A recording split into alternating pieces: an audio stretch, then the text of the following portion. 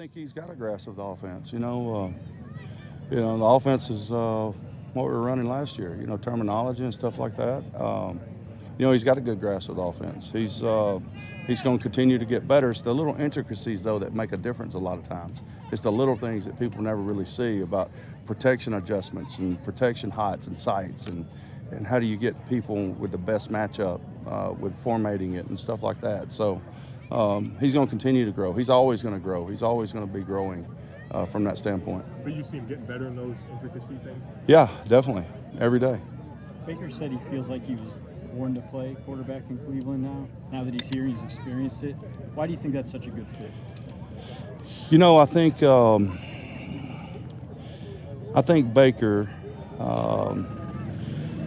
he's always been told no, all right? And so when people are always told no, they have a sense of, I'm going to show you yes.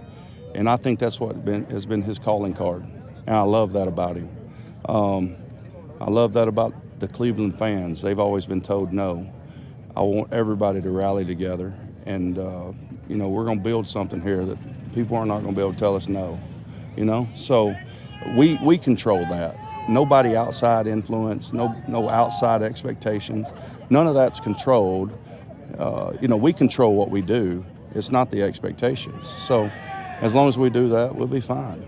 So do you think Baker will be able to keep that same fire lit and that same intensity when he's not being told no? I think his internal relentless desire to compete will get him wherever he wants to go. That's Freddie Kitchens yesterday in Indianapolis, and they talked about not wanting to have fights, and a few broke out today, D-Man.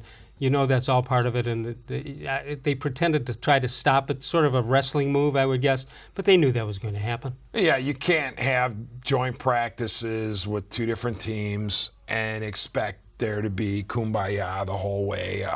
Guys are fighting for jobs, and when that happens, it's going to get chippy and overzealous. You had mentioned something while we were playing the clip of Freddie Kitchens. I know you're going to laugh. Maybe some people laugh. It can't be easy to be Kitchens every day answering questions. Yeah, and it's new to him. Not just Kitchens, but any coach, especially one who's a rookie.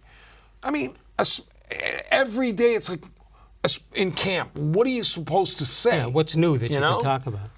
Yeah, he wants, and the media is doing its job. Okay, give us a daily Odell update.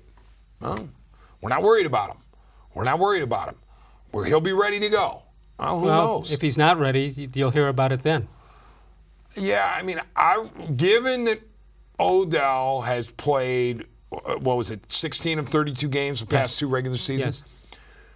I'd rather be overly cautious now than, let's run him out there, potentially aggravate whatever that hip is. Next thing you know, he's questionable for the opener. Don't you have timing issues with Baker and him? You do, but I would rather sacrifice that if it means getting Odell to the starting line in as good a shape as he can be in physically. Right.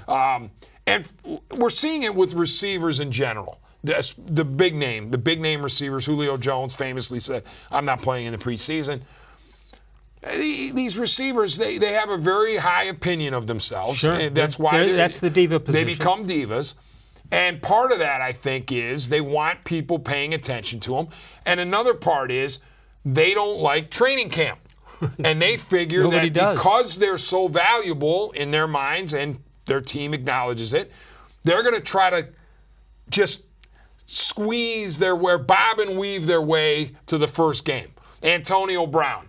Okay, so Brown has his feet frostbitten with the cryotherapy. Then all of a sudden the helmet's a problem. He's figuring out a way. How can I limit the amount of time I spend in camp? Just get me to the regular season. That's what these veteran receivers seem to do. Okay, I've been covering Browns coaches since I believe I want to say Sam Rutigliano. Okay. Actually, maybe Forrest Gregg. I don't remember for sure. So I haven't made this statement about a head coach like I'm going to make now. Uh-oh. I had my first opportunity to have a sit down with Freddie Kitchens Monday. I was on Baskin Phelps, and Andy and I had him, and we talked a few minutes before the interview, a few minutes after. Here's what I'd like to say. I don't say that. What I'm about to say, I don't say lightly. I don't know if he can coach or not. I don't know if he was the right choice. But I'll tell you what, you got to pull for the guy.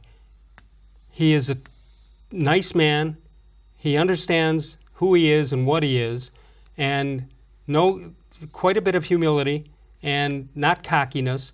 And I liked what I saw. Now, can he coach? That'll be determined by the record. Right, and I'm the same way. I don't know if he can coach in the NFL, but I like what you talked about. It was one of the reasons why I would say pounding the drum, but I was one of those who said I think the Browns should take a long look at hiring Kitchens to be their head coach, because I felt if they didn't, he was going to get hired by somebody else. Now, I don't know if that would have happened, but I liked so much about him, including the obvious rapport with Mayfield, the knowledge of offense, his pedigree. I mean, if you played quarterback for Gene Stallings, that's good enough for me. Right. Right out of the gate. And the people who had vouched for him, I mean, these are guys who, are who's who in the NFL and of past and present, saying this guy is legit. So I think that he has the attributes. We'll wait. We'll have to see. How about this? Before the interview, Andy and I are talking to him, and Andy says something about how much did you play in the Ohio State game, the Outback Bowl or whatever it was in Tampa, had to be in the mid-'90s. And he didn't play in the game, but he reeled off every stat that there was to reel off, and he named almost the entire starting lineup for Ohio State. And how many games do you think he's been involved in since then? And still he had that one right in his wheelhouse.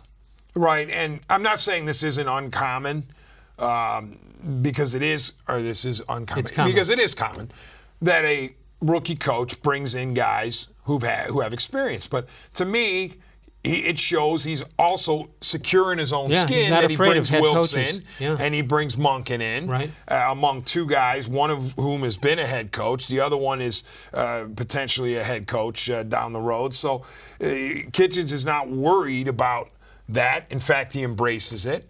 And, I do want to say this, though, Les. I was watching the other day Jeff Fisher. I believe he was on Colin Cowherd. Jeff Fisher, the former coach of the Rams. And he was talking about how much delegation goes on as your coaching career unfolds.